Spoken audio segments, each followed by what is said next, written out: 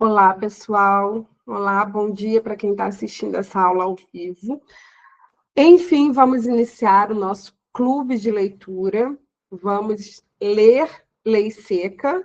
Vamos fazer um trabalho que normalmente as pessoas não gostam, que normalmente é meio negligenciado ali, né? Porque eu confesso que é um trabalhinho chato também, não é, né? Muito legal. Às vezes você está ali lendo, você se perde, aí o pensamento vai para outro lugar, e é justamente por isso que a gente está aqui, para tentar fazer com que isso seja um pouco mais leve, para tentar fazer com que você se concentre, que você leia essas normas. Por quê? Porque quem faz prova, seja de TRT, seja de TJ, TRF, principalmente provas da FCC, você sabe que muitas das questões são pura literalidade da lei, pura literalidade. E como é que a gente aprende isso? A gente aprende lendo. A gente aprende lendo e a gente aprende fazendo questão.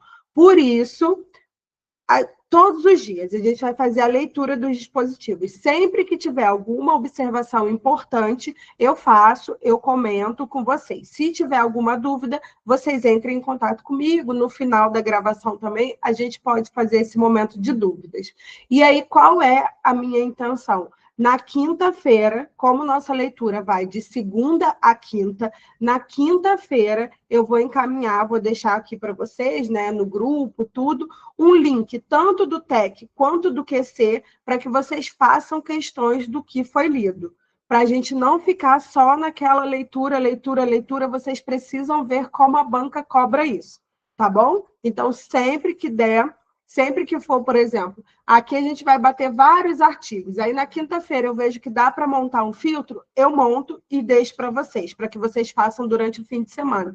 Ai, Bruna, a gente não deu para ler tanto, ou enfim, ficou no mesmo assunto. Eu deixo também o da semana anterior, ou que vai ficar por 2 semanas, mas vocês sempre vão ter exercícios para fazer no fim de semana.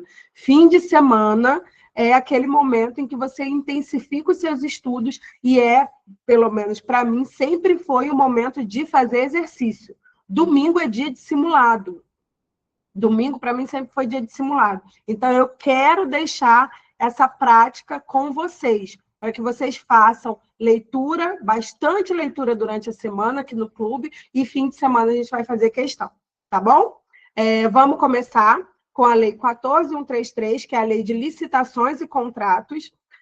Eu acompanho a leitura pelo Legislação 360, você vai acompanhar pelo material que você acha que é melhor, pelo teu material, porque você precisa fazer as suas anotações, tá bom? E aí, o que tiver de anotação aqui, inclusive eu estou com 2 legislações, que eu peguei a atualizada deles, né, já de 2026, mas eu tenho a minha física aqui, e aí eu vou usar a física para passar para vocês algumas anotações que eu tenho, tá bom? Então, bora lá, concentração, vamos começar a nossa leitura, vamos começar o nosso clube. Bom, Lei 14.133, título 1, disposições preliminares, capítulo 1, do âmbito de aplicação dessa lei. Artigo 1º. A lei estabelece normas gerais de licitação e contratação para quem? Administrações públicas diretas, autárquicas e fundacionais de quem? Da União, dos estados, do DF e dos municípios. E abrange 1. Os órgãos do Poder Legislativo e Judiciário da União, nos estados e do DF, e os órgãos do Poder Legislativo dos municípios, quando no desempenho de função administrativa. Então, é no desempenho da função administrativa, no caso da função atípica desses 2 poderes. 2. Os fundos especiais e as demais entidades controladas direta ou indiretamente pela administração pública. Parágrafo 1º.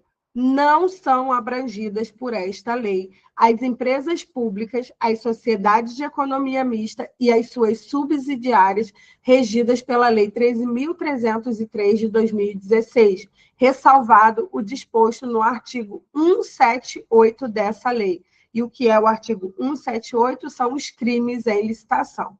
Então, aqui a gente tem as normas gerais. Administração pública direta, autárquica e fundacional, e é a regra, né, de aplicação, e a exceção é para as empresas e sociedades de economia mista, que elas têm regramento próprio, a Lei 13.303.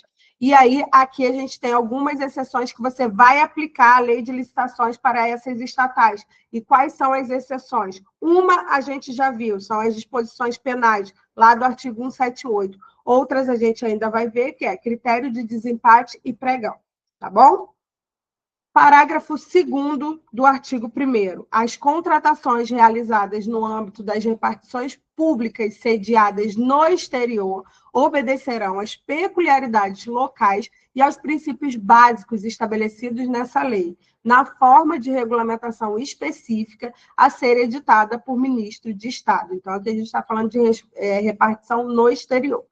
Parágrafo 3º. Nas licitações e contratações que envolvam recursos provenientes de empréstimo ou doação oriundos de agência oficial de cooperação estrangeira ou de organismo financeiro de que o Brasil seja parte, podem ser admitidas.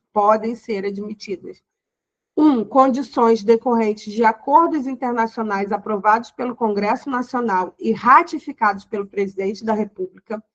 2. Condições peculiares à seleção e à contratação constantes de normas e procedimentos das agências ou dos organismos, desde que a. Sejam exigidas para obtenção do empréstimo ou doação. B. Não conflitem com os princípios constitucionais em vigor. C. Sejam indicadas no respectivo contrato de empréstimo ou doação e tenham sido objeto de parecer favorável do órgão jurídico do contratante do financiamento previamente à celebração do referido contrato. É previamente à celebração. Parágrafo 4º. A documentação encaminhada ao Senado Federal para autorização de empréstimo de que trata o parágrafo 3º desse artigo deverá fazer referência às condições contratuais que incidam na hipótese do referido parágrafo. Então, nessa documentação enviada ao Senado, tem que ter, né, essa autorização de que trata o parágrafo 3º. Parágrafo 5º. As contratações relativas à gestão direta e indireta das reservas internacionais do país, inclusive as de serviços conexos ou acessórios a essa atividade, serão disciplinadas por quê? Por ato próprio por ato normativo próprio do Banco Central do Brasil, assegurada a observância dos princípios estabelecidos no caput do artigo 37 da Constituição Federal. Então, a abrangência aqui da Lei de Licitações aplica-se à administração direta, autárquica, fundacional, todos os entes, União, Estado, DF, município, abrange também a função administrativa do quê? Do Poder Legislativo e do Poder Judiciário, aplica também aos fundos especiais e entidades controladas. E aí vimos alguns casos especiais. Repartição sediada no exterior, regulamento próprio e vai aplicar as peculiaridades. Recursos de agências e organismos internacionais podem ter regras próprias. E as reservas internacionais é por ato normativo do Banco Central. E a quem é que não se aplica a Lei 14.133? Não aplica a empresas estatais. Empresas estatais, exceto no quê? Disposição penal, critério de desempate e pregão. Tá bom? Agora vamos ao artigo 2º. Esta lei aplica-se a 1. Alienação e concessão de direito real de uso de bens. Aqui é direito real de uso de bens. 2.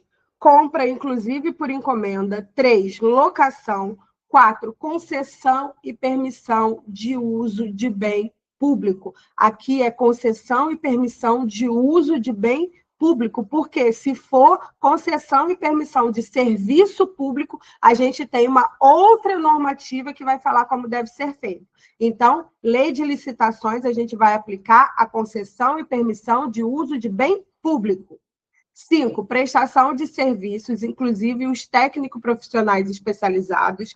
6, obras e serviços de arquitetura e engenharia. 7, contratações de tecnologia, da informação e de comunicação, tá bom? Então, aqui é onde aplica a lei de licitações. Artigo 3º, não se subordinam ao regime dessa lei. O quê? 1. Contratos que tenham por objeto o quê? Operação de crédito, interno ou externo, e gestão da dívida pública, incluídas as contratações de agente financeiro e a concessão de garantia relacionadas a esses contratos. Então, se for operação de crédito, gestão de dívida pública, concessão de garantia relacionada a esses contratos, não vai se subordinar à lei de licitações. E 2, contratações sujeitas a normas previstas em legislação própria. Se tem legislação própria, não vai aplicar a lei de licitações, tá bom? Então, vamos lá. Parágrafo 4º. Aplicam-se às licitações e contratos disciplinados nessa lei as disposições constantes dos artigos 42 a 49, que é o Estatuto Nacional da Micro e Pequena Empresa, ME e EPP, Empresas de Pequeno Porte. Parágrafo 1º. As disposições a que se refere o caput desse artigo não serão aplicadas. Quando que não vai ser aplicado? 1. No caso de licitação para aquisição de bens ou contratações de serviço em geral, ao item cujo valor estimado for superior à receita bruta máxima admitida para fins de enquadramento como empresa de pequeno porte. 2. No caso de contratação de obras e serviços de engenharia, as licitações cujo valor estimado for superior à receita bruta máxima admitida para fins de enquadramento como empresa de pequeno porte. E aí, aqui eu tenho ME e EPP, está anotado aqui no meu caderninho, né? Receita bruta superior a 360 mil e ou igual, né? Ou superior a 4 milhões e 800. Tá. Então, aqui a gente viu as disposições acerca de ME e EPP.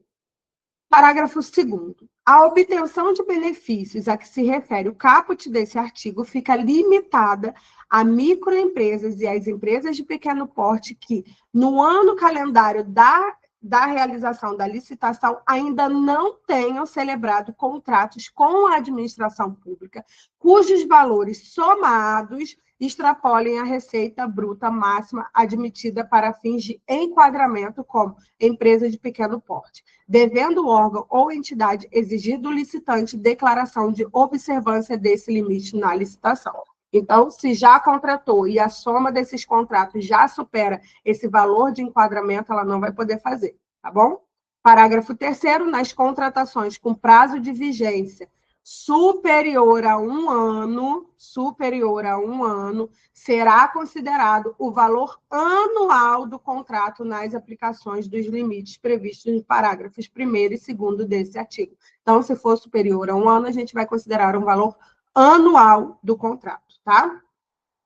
Agora, princípios de licitação.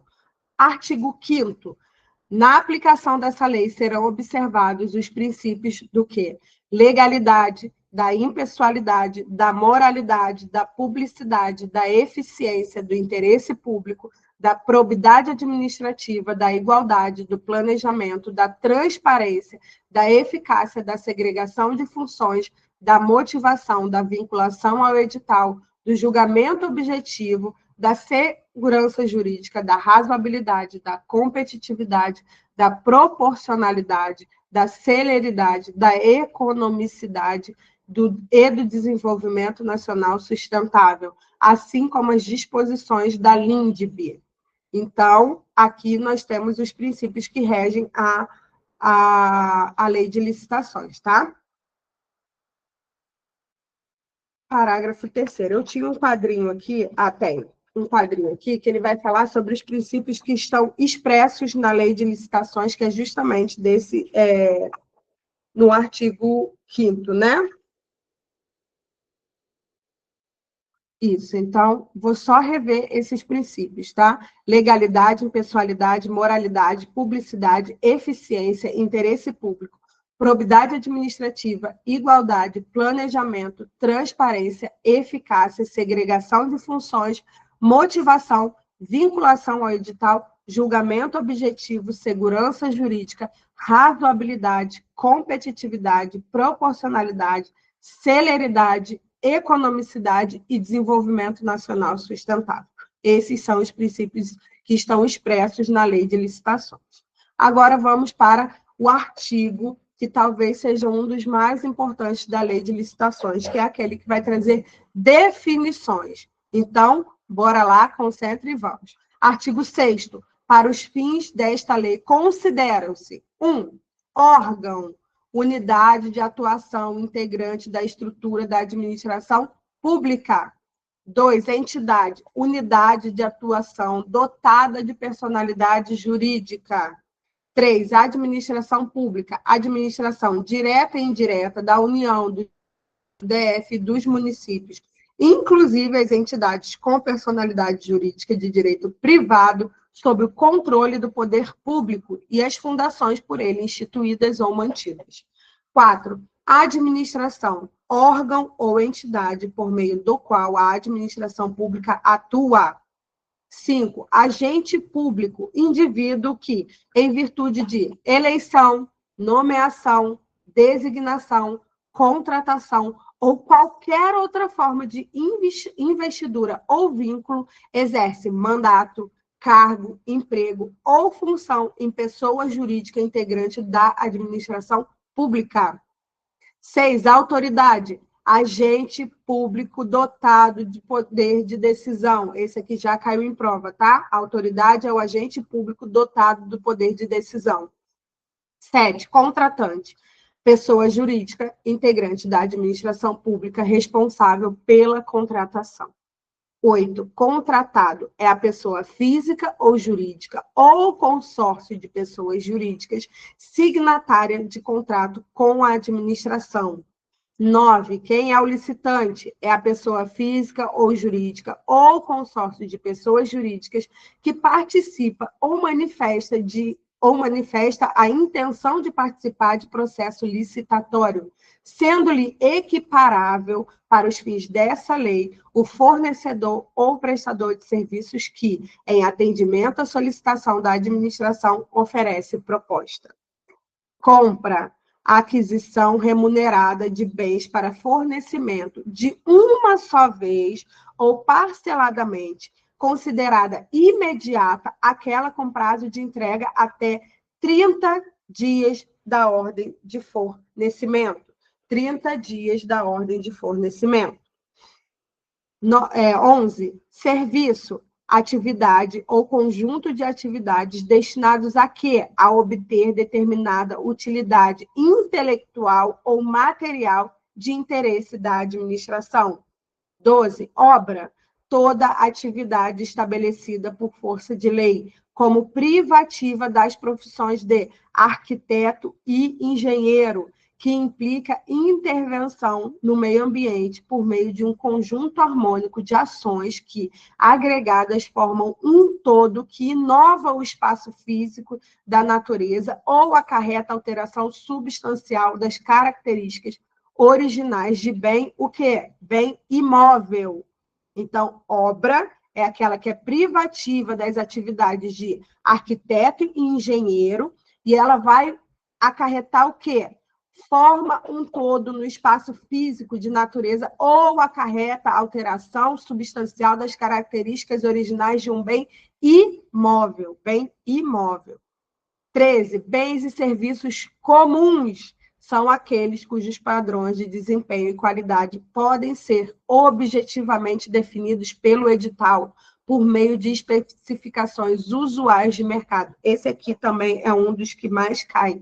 Por favor, decorem o que é bem e serviço comum. É aquele cujos padrões de desempenho e qualidade eles podem ser objetivamente definidos pelo edital por meio de especificações usuais de mercado. Então, se eu vou definir um laptop, eu sei que eu consigo defini-lo de forma simples, de forma comum. Ele é um bem comum. Eu ponho as especificações dele, são usuais no mercado. Tá bom? Agora, bens e serviços especiais são aqueles que, por sua alta heterogeneidade ou complexidade, não podem ser descritos na forma do inciso 13 do caput desse artigo, exigida justificativa prévia do contratante. Então, é um bem muito heterogêneo, é um bem muito complexo, eu não consigo botar ali no papel, eu não consigo definir de forma comum, de forma usual, esse bem. Então, ele é um bem ou um serviço especial.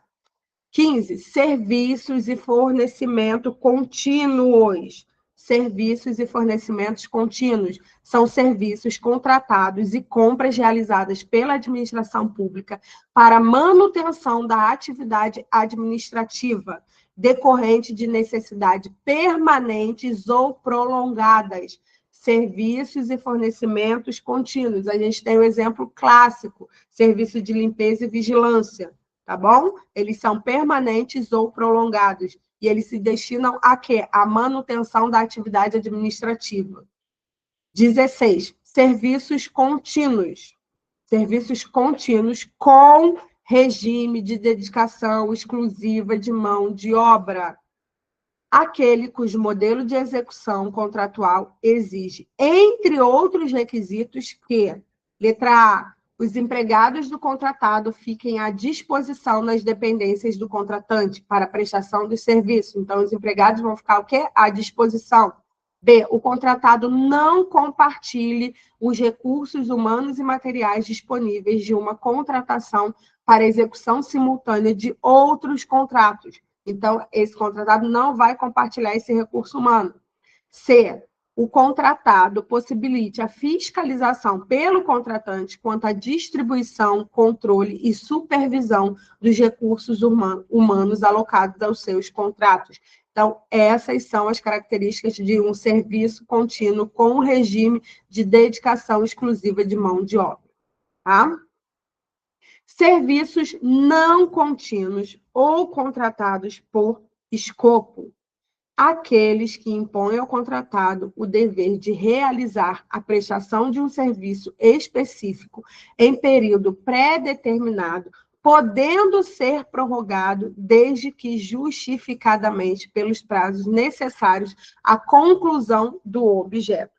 Esse aqui caiu em prova e teve uma questão falando que ele não podia ser prorrogado, que era vedada a prorrogação, tá? Então, serviços não contínuos ou contratado por escopo, eles podem sim ser prorrogados desde que justificadamente e pelo prazo necessário à conclusão do objeto, tá? 18. Serviços técnicos especializados de natureza predominantemente intelectual são aqueles realizados em trabalho relativos a. Então, esses serviços técnicos especializados de natureza predominantemente intelectual, que a gente vai ver que eles estão lá na inexigibilidade, eles são trabalhos realizados, né? São aqueles realizados a quê? Relativo a quê? A. Estudo técnico, planejamento, projeto básico e projeto executivo.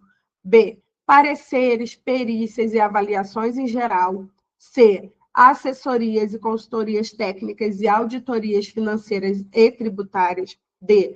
Fiscalização, supervisão e gerenciamento de obras e serviços. E. Patrocínio ou defesa de causas judiciais e administrativas. F. Treinamento e aperfeiçoamento de pessoal. G. Restauração de obras de arte e de bens de valor histórico. H. Controles de qualidade e tecnológico, análises, testes, ensaios de campo e laboratoriais, instrumentação e monitoramento de parâmetros específicos de obras e do meio ambiente e demais serviços de engenharia que se enquadrem na definição deste inciso. Cuidado com esse rolzinho aqui dos serviços técnicos especializados, tá bom? Notória especialização.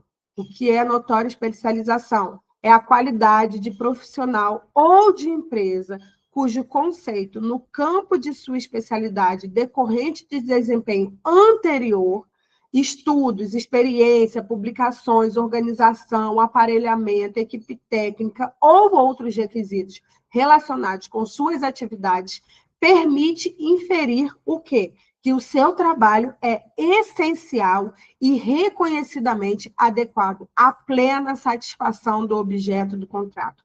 Isso que é a notória especialização. Estudo técnico preliminar. O que é o estudo técnico preliminar? É aquele documento constitutivo da primeira etapa do planejamento de uma contratação. Primeira etapa do planejamento de uma contratação, que caracteriza o interesse público envolvido e a sua melhor solução, e dá base ao anteprojeto, ao termo de referência ou ao projeto básico a serem elaborados caso se conclua pela viabilidade de contratação. Okay? Serviços de engenharia, toda atividade ou conjunto de atividades destinados a obter determinada utilidade intelectual ou material de interesse para a administração e que não enquadradas no conceito de obra a que se refere o inciso 12, lembra que a gente viu da obra lá específica para engenheiro, arquiteto, que altera o ambiente. Bom, são estabelecidos por força de lei como privativos das profissões de arquiteto e engenheiro ou de técnicos e especializados, que compreendem. O que é que compreende esse serviço de engenharia? Serviço comum de engenharia. Todo serviço de engenharia que tem por objeto ações objetivamente padronizáveis em termos de desempenho e qualidade, de manutenção, de adequação e de adaptação de bens móveis e imóveis, com preservação das características originais dos bens. Com preservação das características originais dos bens. Isso é um serviço comum de engenharia. E o que é um serviço especial de engenharia? É aquele que, por sua heterogeneidade ou complexidade, não pode se enquadrar na definição constante da linha A desse inciso, que a gente já viu, né? Bom, 22. Obras, serviços e fornecimentos de grande vulto. Aqueles cujo valor estimado supera, aqui no meu já está o valor atualizado conforme o decreto de 2025, e aí está o valor de R$ 261.968.421,04. Tá bom? Esse é o valor atualizado do último decreto. Essas são as obras, serviços e fornecimentos de grande vulto. 23. Termo de referência. Termo de referência. É o documento necessário para a contratação de bens e serviços. Documento necessário para a contratação de bens e serviços, que deve conter os seguintes parâmetros e elementos descritivos. Esse inciso já caiu em prova. Então, vamos ver o que é que tem que conter nesse termo de referência. A definição do objeto, incluídos o quê? Sua natureza, os quantitativos, o prazo do contrato e, se for o caso, a possibilidade de sua prorrogação. B, tem que conter também fundamentação da contratação, que consiste na referência aos estudos técnico-preliminares correspondentes ou, quando não for possível divulgar esses estudos, no extrato das partes que não contiverem informações sigilosas. C, descrição da solução como um todo, considerando todo o ciclo de vida do objeto. D, requisitos de contratação. Letra E, modelo de execução do objeto, que consiste na definição de como o contrato deverá produzir os resultados pretendidos desde o seu início até o seu encerramento. F, modelo de gestão do contrato, que descreve como a execução do objeto ela será acompanhada e fiscalizada pelo órgão ou entidade. G, critérios de medição e de pagamento. H, formas e critérios de seleção de quem? Do fornecedor. I, estimativas do valor da contratação, acompanhadas dos preços unitários referenciais, das memórias de cálculo e dos documentos que lhe dão suporte, com parâmetros utilizados para a obtenção dos preços e para os respectivos cálculos, que devem constar de documento separado e classificado. Estimativa de valor de contratação tem que constar de documento separado e classificado. J, adequação orçamentária. Então, vamos lá. Termo de referência é o quê? É aquele documento que ele é necessário para a contratação de bens e serviços. E aí ele deve conter seguintes parâmetros, né? E quais elementos descritivos? Ele precisa ter definição do objeto, fundamentação da contratação, descrição da solução como um todo, requisito de contratação, modelo de execução do objeto, modelo de gestão do contrato, critérios de medição e de pagamento, formas e critérios de seleção de quem? Do fornecedor. E estimativa de valor de contratação, e essa estimativa tem que estar onde? Em documento separado e classificado. E, por último, tem que conter a adequação orçamentária, tá bom? Bora lá, vamos ver o que é o anteprojeto. Anteprojeto.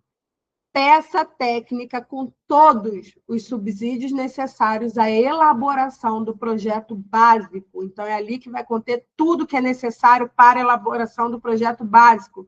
E ele deve conter, esse anteprojeto, no mínimo, os seguintes elementos. No mínimo, os seguintes elementos.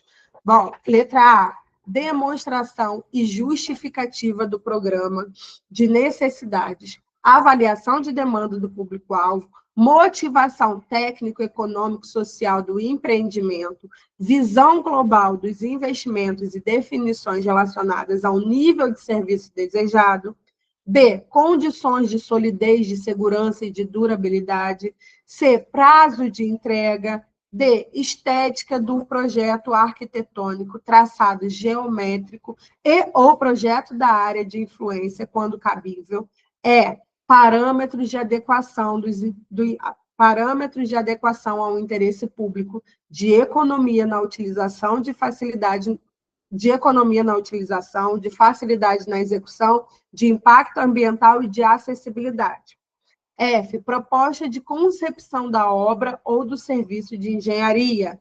G, projetos anteriores ou estudos preliminares que embasaram a concepção da proposta. H, levantamento topográfico e cadastral. I, pareceres de sondagem. E J, memorial descritivo dos elementos da edificação, dos componentes construtivos e dos materiais de construção, de forma a estabelecer padrões mínimos de contratação. Então, isso aqui é tudo que tem que estar lá no anteprojeto, que é o quê? A peça técnica com todos os subsídios necessários para quê? A elaboração do projeto básico. Então, aqui a gente começa a montar uma linha de raciocínio. Primeiro vem o anteprojeto, depois vem o projeto básico. Então, agora a gente vai ver o que é esse projeto básico. Projeto básico, conjunto de elementos necessários e suficientes, com nível de quê? Precisão adequado para definir e dimensionar a obra ou o serviço, ou o complexo de obras ou de serviços objeto da licitação. Ele é elaborado com base nas indicações dos estudos técnicos preliminares que assegure a viabilidade técnica e o adequado tratamento do impacto ambiental do empreendimento e que possibilite a avaliação do quê? Dos custos da obra e a definição dos métodos e do prazo de execução. E ele também deve conter os seguintes elementos. Quais são os elementos do projeto básico? Levantamento topográfico e cadastral, sondagens e ensaios geotécnicos, ensaios e análises laboratoriais, estudos socioambientais e demais dados de levantamentos necessários para a execução da solução escolhida. Letra B, soluções técnicas globais e localizadas suficientemente detalhadas de forma a evitar, por ocasião da elaboração do projeto executivo e da realização das obras e montagem, a necessidade de reformulações ou variantes quanto à qualidade, ao preço e ao prazo inicialmente definidos. Então, aqui são soluções, né, para evitar qualquer problema quando a gente já estiver lá na elaboração do projeto, tá? C, identificação dos tipos de serviços a executar e dos materiais e equipamentos a incorporar à obra, bem como das especificações, de modo a assegurar os melhores resultados para o empreendimento e a segurança executiva na utilização do objeto, para os fins a que se destina, considerados o quê? Os riscos e os perigos identificáveis, sem frustrar o caráter competitivo da sua execução.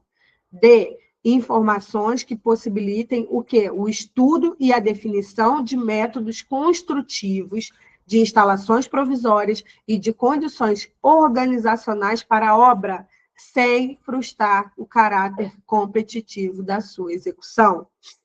Subsídios para a montagem do plano de licitação e gestão da obra, compreendido sua programação, a estratégia de suprimentos, as normas de fiscalização e outros dados necessários em cada caso.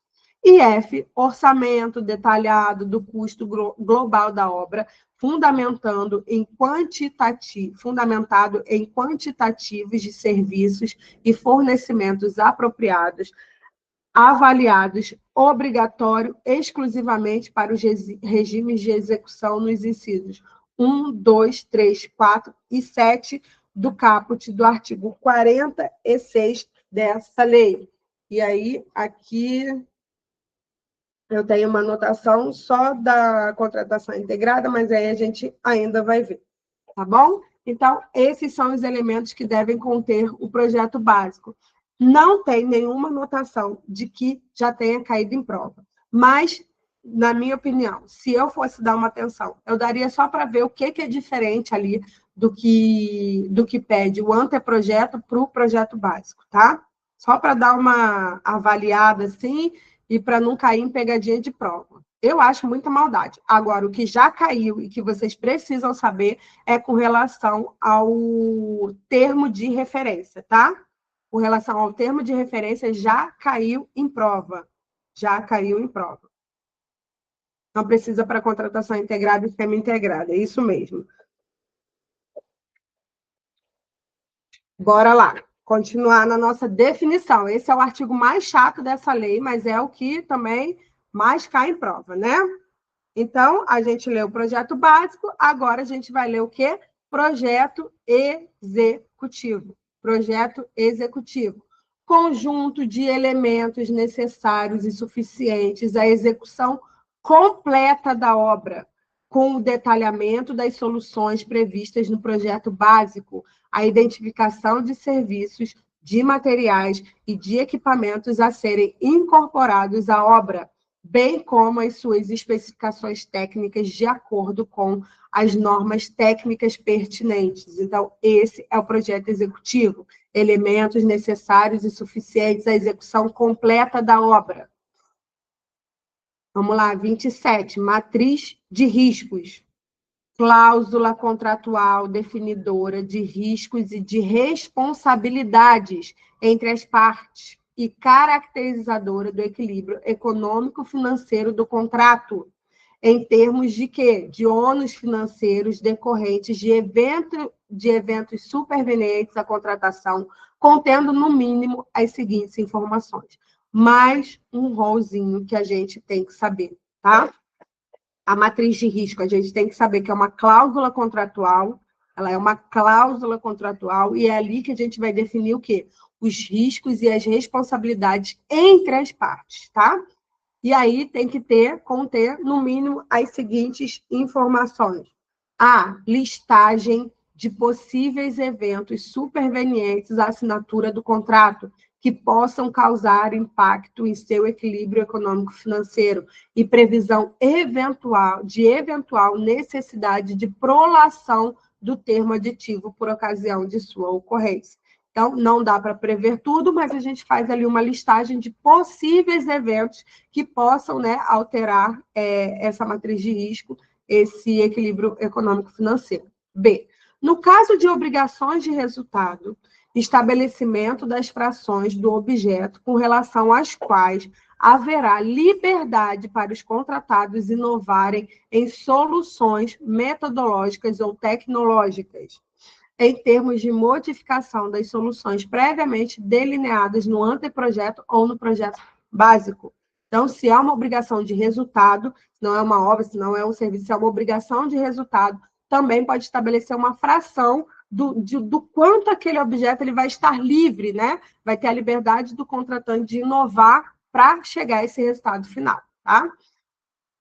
No caso de obrigações de meio, estabelecimento das frações do objeto com relação às quais não haverá liberdade para os contratados inovarem em soluções metodológicas ou tecnológicas, devendo haver obrigação de aderência entre execução e a solução pré-definida no anteprojeto ou no projeto básico, consideradas as características do regime de execução no caso de obras e serviços de engenharia. Então, se for uma obrigação de meio, ali a gente vai estabelecer as frações que não têm liberdade para os contratados. Tá? Obrigação de resultado, a gente coloca lá as frações com relações às quais vai ter essa liberdade. Obrigações meios, a gente vai estabelecer as frações do objeto com relação a que não há liberdade. Tá bom? Cuidado com essa diferençazinha. Bora lá. 28. Empreitada. Agora sim, a gente vai falar de algumas formas de execução desse serviço. E aqui é o que dá muita confusão. Vamos tentar atribuir aí uma associação para a gente não cair em pegadinha de prova. Empreitada por preço unitário. Contratação da execução da obra ou do serviço por preço certo e de unidades determinadas. Então, por preço certo de unidades determinadas. Aqui é aquele por quilômetro ou por metro. Essa é empreitada por preço unitário. Empreitada por preço global é o quê? A contratação da execução da obra ou do serviço por preço quê? Certo e total. Certo e total. Se for um preço certo e total, eu vou pensar no preço global. Se for por preço certo, por unidade determinada, é um preço unitário. Isso aqui está mais tranquilo para a gente, né, associar. Agora, vamos lá. O que é uma empreitada integral?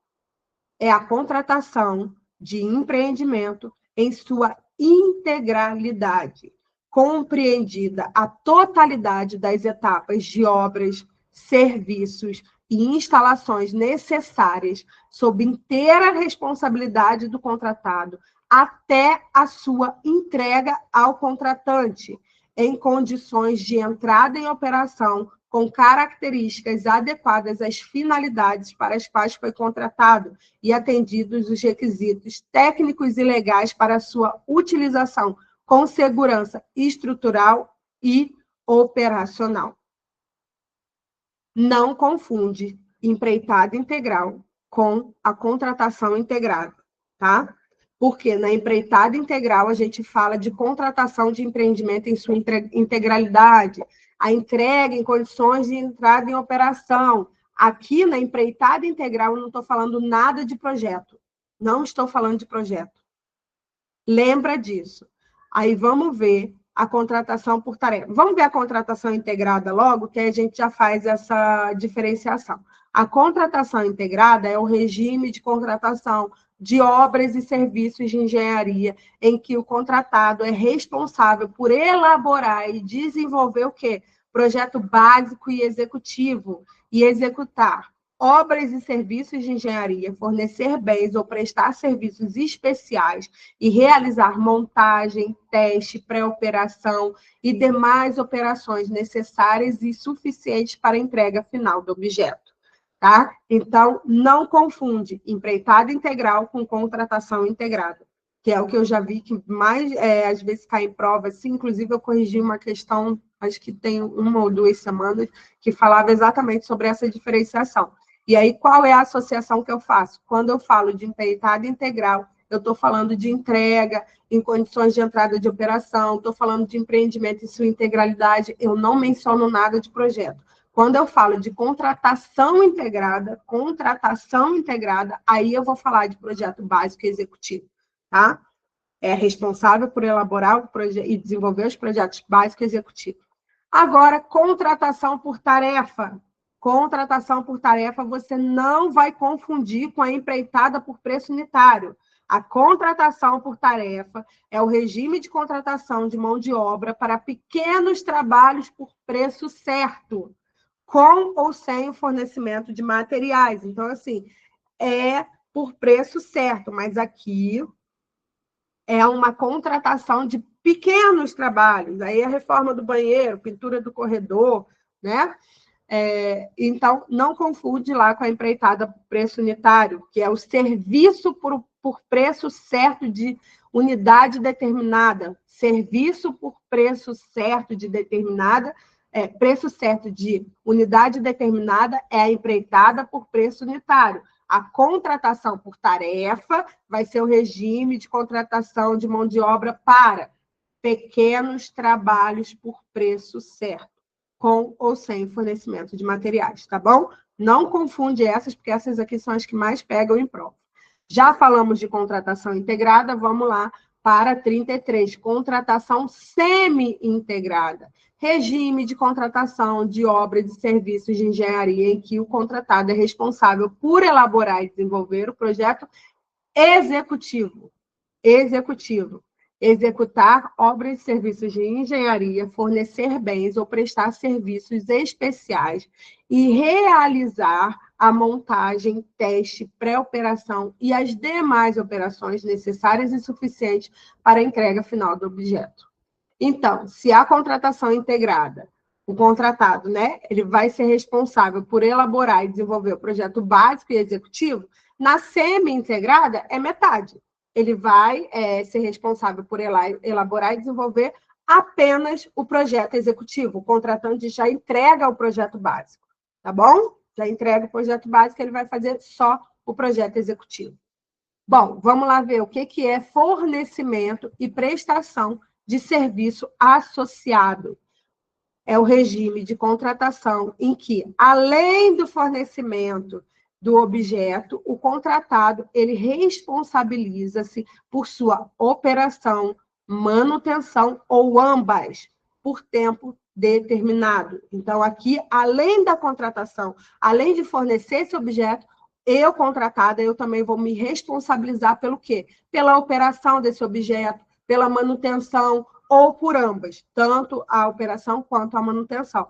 Isso é um fornecimento e prestação de serviço associado, é algo a mais. Além do objeto, eu tenho um algo a mais, tá bom? Vamos lá falar um pouquinho sobre licitação internacional.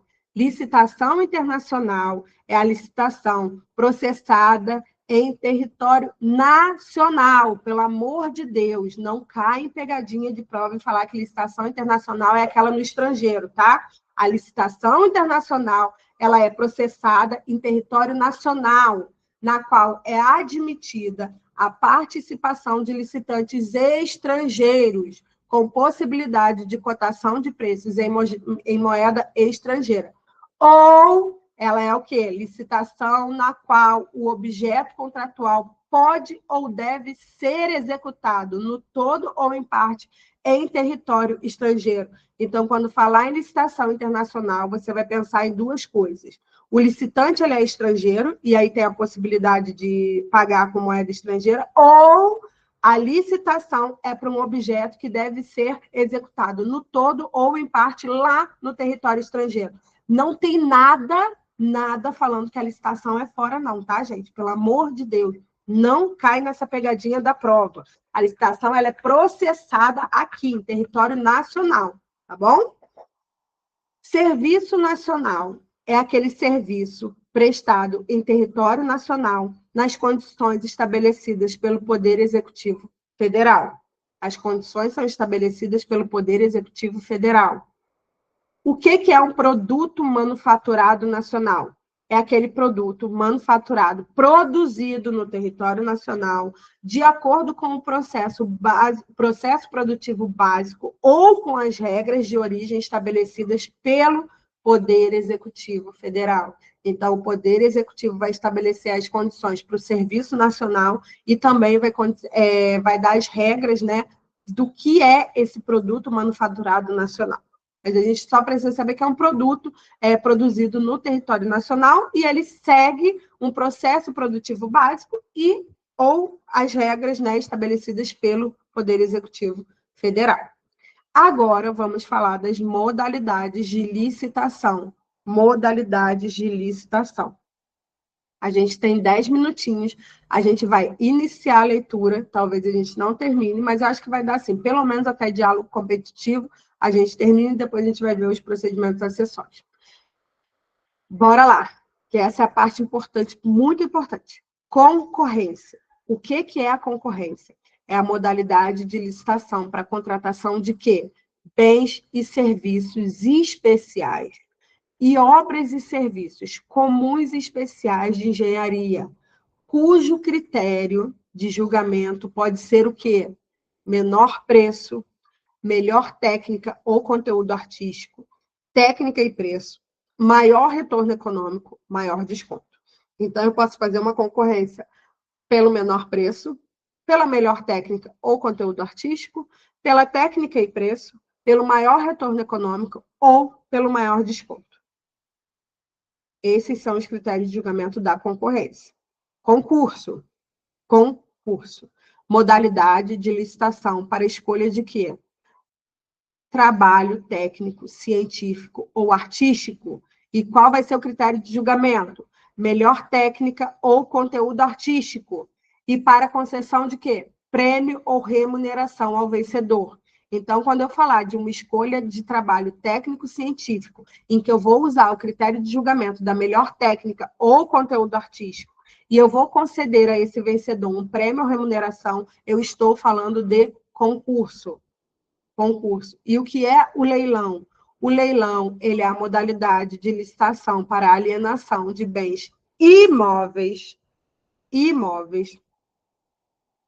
ou de bens móveis inservíveis ou legalmente apreendidos, a quem ofereceu o maior lance. A pior questão de prova que eu já vi na vida foi a que só trocava ali, falava que era para alienação de bens móveis ou bens imóveis inservíveis ou legalmente apreendidos, tá? É, assim, idiotice de banca, só trocar ali, mas se atentem a isso. Alienação de bens imóveis, e quando eu falar de inservível ou apreendido, eu estou falando de bens móveis, tá? E qualquer alienação será leilão. Qualquer alienação será leilão. Sempre que eu falar de alienação, eu vou lembrar de leilão. E pregão? Pregão eu vou lembrar de quê?